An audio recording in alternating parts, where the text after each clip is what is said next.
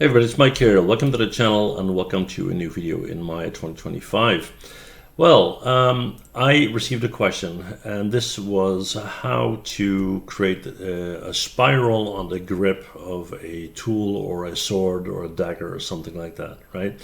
So there are many ways to do this. There are many easy ways to do this. I'm just going to show you one method, which is pretty straightforward, right? So this is going to be a fairly short video, but nevertheless, if this is something that you're interested in, there you go. So we're going to say that this is the handle of our dagger, right? And I want to have kind of a spiral grip going on there. Now what I can do is duplicate this guy. Hit W, move that up. My mouse is being a bit finicky, come on. Control D, move that up, and there we go. And then I'm going to go to this view. I'm going to make it a lot smaller. Let's say something like this. W, move it down until that's hugging, right? Now, we need the same length, obviously. So let's do that. And we also need subdivision. So let's go to insert edge loop and set that to, I don't know, 8 or so. Like that. All right, cool. Now that we have this, we're going to go to object mode.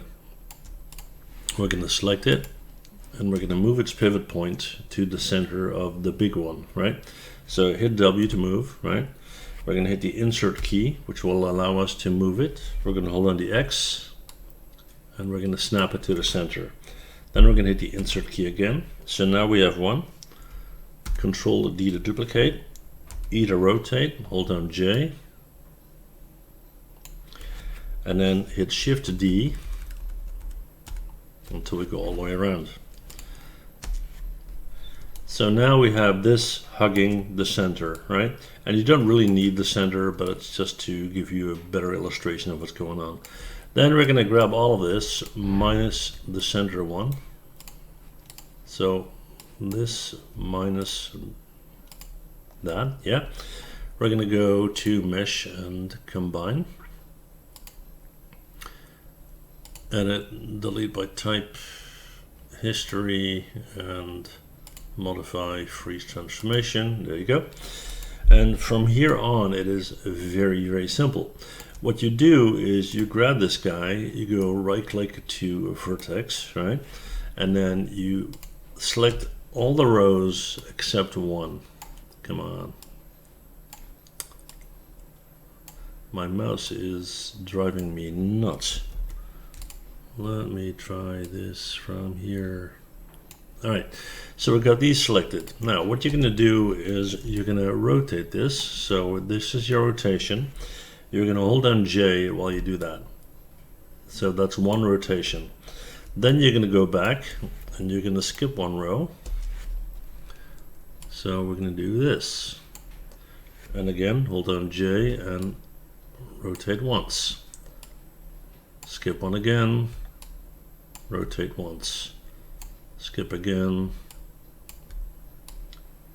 skip again.